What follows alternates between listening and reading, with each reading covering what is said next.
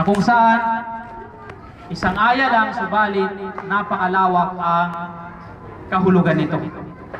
Ya ayuhan nas, ya ayyuhalladhina amanu, tinawag ng Allah subhanahu wa ta'ala ang mga naniniwala, naniwala sa Kanya.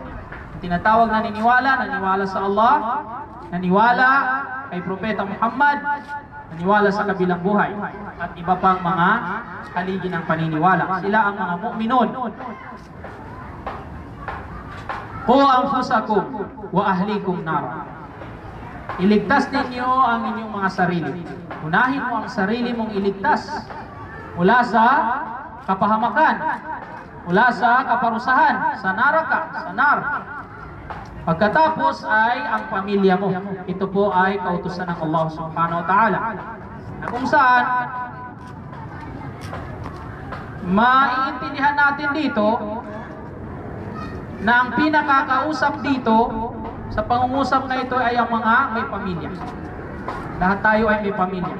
Higit lalo ang mga magulang, at higit lalo ang mga kalalakihan, sapagkat ang damir na ginamit dito ay para sa mga kalalakihan, o kayong mga ama, o kayong mga ina, higit lalo ang mga ama.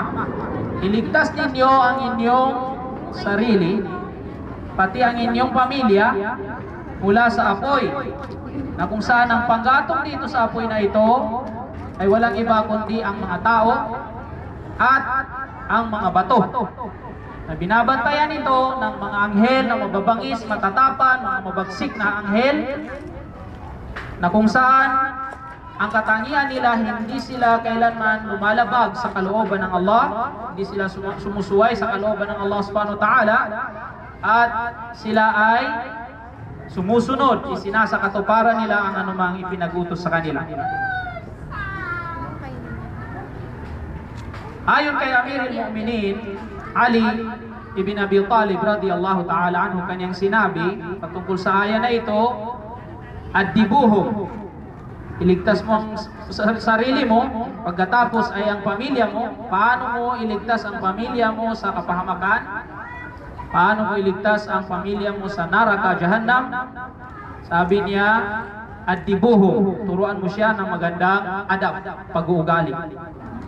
Wa'allimuhumul khair, turuan niyo ang mga anak ninyo sa lahat ng uri ng kabutihan.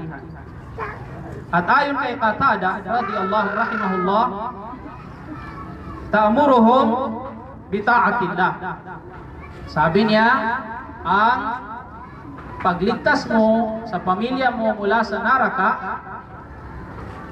ay uutusan mo sila sa pagsunod sa Allah subhanahu wa ta'ala, wa tanhahum an ma'asiyatillah.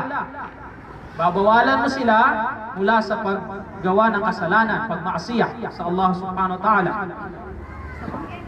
Wa taquma alaihim bi amrillah, at ang itaguyod mo para sa kanila ang mga kautusan ng Allah.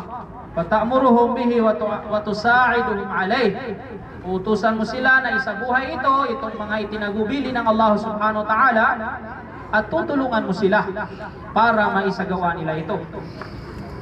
Kung makita mo, fa idza ra'aita lillahi ma'siyatan zajartahum anha. Kung makita mo, sabi ni Abi Qatada radhiyallahu ta'ala anhu rahimahullah, ang pamilya mo na gumagawa ng kasalanan, pagbawalan mo siya rito, pigilan mo siya mula rito. So yun ang pamamaraan upang mailigtas mo ang pamilya mo mula sa kapahamakan ng impyerno. Ang impyernong ito, waquduhan nas wal hijara. Panggatong dito ay mga tao at mga bato. Ibig sabihin, ang paggatong dito ay lahat ng anak ni Adam alayhi salam.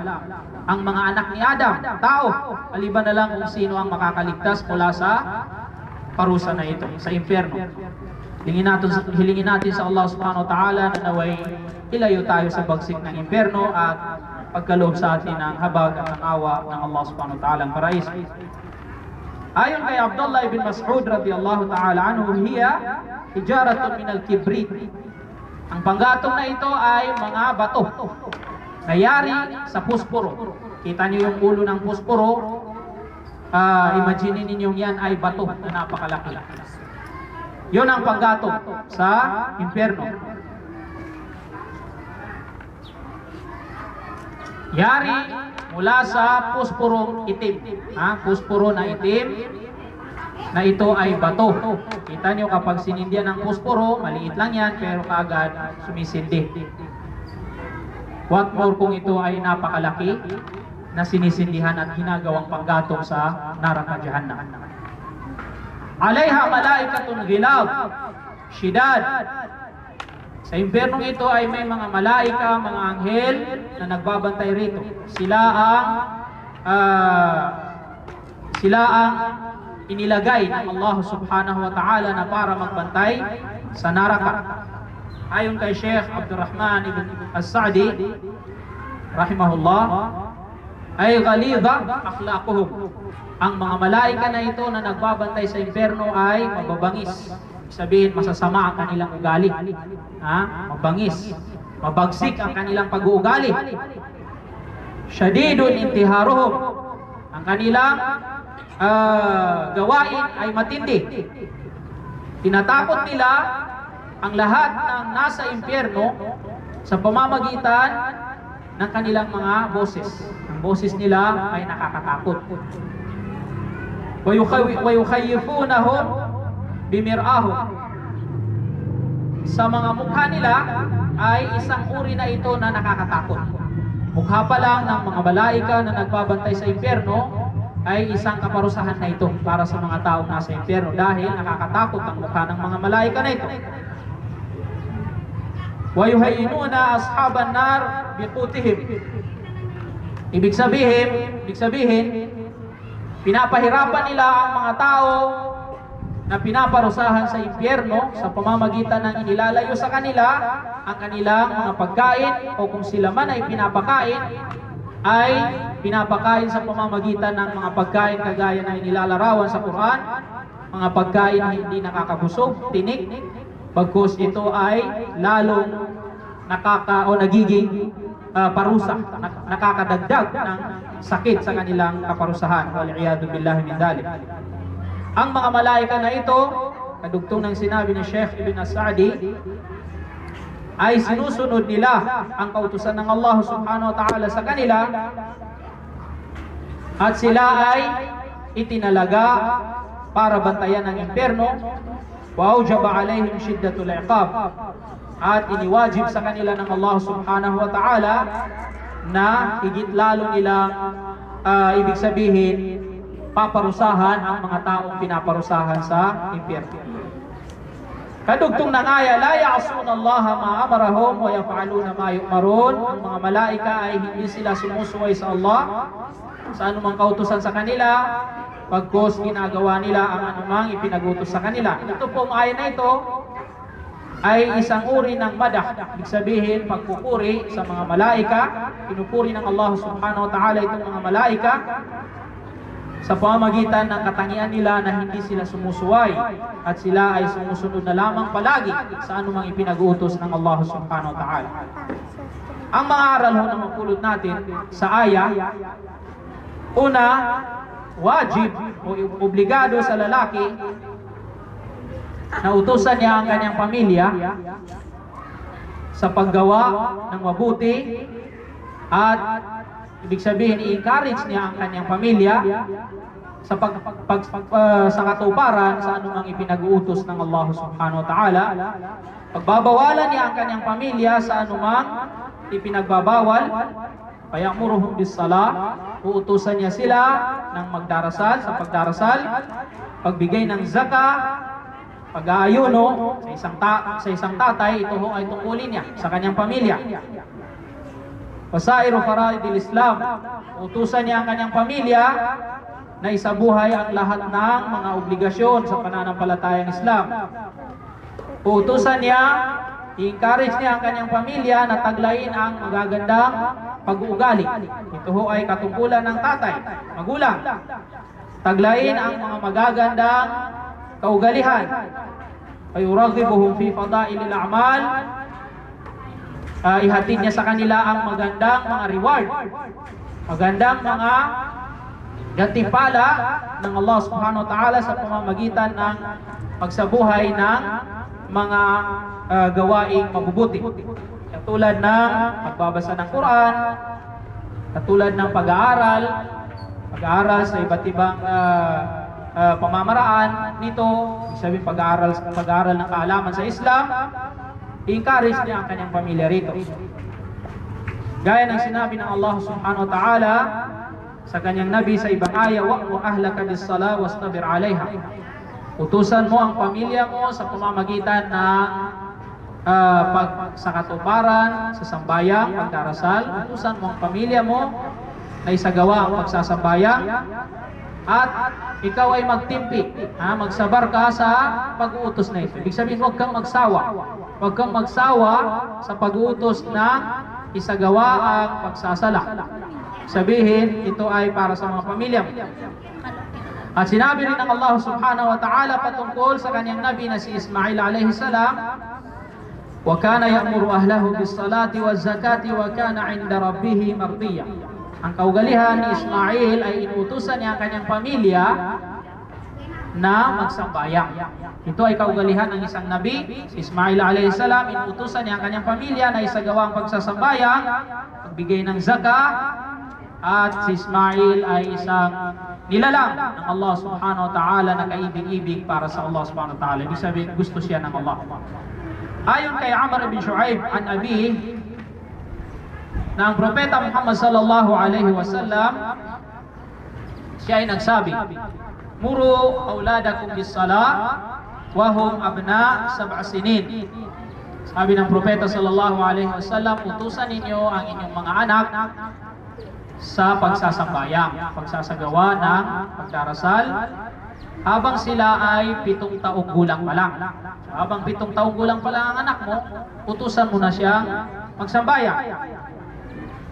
Wadribuhum 'alayha wa hum abna 10. At paluin nyo na ang inyong mga anak kapag humantong na sila sa ika-10 taong gulang, pag hindi nila isinagawa ang pagsasambayang. Ibig sabihin, bilang pagsasanay, pag-uutos sa anak mo na isagawa niya ang sala, ay pwede mo siyang paluin kapag humantong na siya sa edad na 10 taong gulang. Wafarriqu bainahum fil madaji'. Sabi ng Propeta sallallahu alaihi wasallam, paghiwa-hiwalayin nyo na ang mga anak ninyo sa kanilang mga higaan kapag humantong na sila sa edad na 10 taon. Sabihin, huwag mong pagtabihin ng lalaki at saka babae, sanayin mong magkahiwa-hiwalay sila. So ito po ay kautusan ng Propeta Muhammad sallallahu alaihi wasallam sa hadith na ating binanggit na naiulat ni Abi Dawud sa kanyang sunan. Ganon din po, nakabilang sa pagligtas ng magulang sa kanyang anak mula sa neraka Jahannam ay ang pagbawalan niya sila mula sa anumang ikinagagalit ng Allah subhanahu wa ta'ala sa pamamagitan ng mga salita, pamamagitan ng mga kilos at gawa. Fayanhahum 'anil fawahish. Pagbawalan ng magulang ang kanyang pamilya, ang kanyang mga anak sa gawaing kahalayan, malalaswa, fawahish, wal atham, mga maruruming kasalanan, ito man ay hayag o lihim. Wa an qawli zur, babawalan mo ang anak mo, ang pamilya mo sa mga kasinungalingang pananalita, pang-aakusa. Wa yanha nisaahu wa banatahu anit tabarruj was sufur. Bilang pagligtas sa pamilya, pagbawalan ng magulang ang kanyang mga anak ng mga kababaihan sa pananamit na hindi gusto ng pananampalatayang Islam, ang pagsusuot ng mga damit na masisikip, mga damit na maiksi, at higit sa lahat, ang hindi pagsuot ng hijab. Pagbawalan ng magulang ang kanyang mga anak na mga kababaihan mula sa paglabas sa bahay, papunta sa mga lugar na kung saan hindi naman mahalaga ang pinupuntahan, hindi makakadagdag ng kanyang pananampalataya, at hindi rin ito makakabuti sa kanyang pamumuhay sa mundo. Ibig sabihin, kagaya ng pagpunta sa mga palengke, pagpunta sa mga mararaming tao na nagtitipon-tipon na wala naman siyang mapupulot na mabuti ron. Ang isang magulang tungkulin niya ito na pagbawalan niya ang kanyang anak na babae mula rito. Wa yanha jami' ahlihi wa man tahta yadihi an musahabat al-ashrar. Kabilang sa tungkulin ng magulang para mailigtas niya ang kanyang pamilya sa naraka, sa apoy, sa kasiksan, ay pagbawalan niya ang kanyang pamilya, ang kanyang mga anak, o sino man ang nasa babaan ng kanyang pangangalaga, mula sa pakikisama sa mga taong masasama. Pakikisama, pakikisalamuha sa mga taong kung saan ay mababahiran lang ang pagiging mabuti nilang Muslim ng masama. Wa tashabbuh bil kuffar al fusaq. Sikapin ng magulang na pagbawalan ng kanyang pamilya mula sa panggagaya-gaya sa mga kufar, sa mga kaugalihan ng mga walang paniniwala, walang pananampalataya, panggagaya-gaya sa mga makasalanang mga tao, kagaya ng paggagaya-gaya sa mga iniidolo na kung saan walang paniniwala sa Allah subhanahu wa ta'ala, paggagaya-gaya sa mga kufar, mga makasalanan. Ito ho ay dapat na itanim ng magulang sa kanyang anak na huwag gawin ito sa kanyang kaisipan. Pagbawalan niya ang mga anak niya na gayahin sila.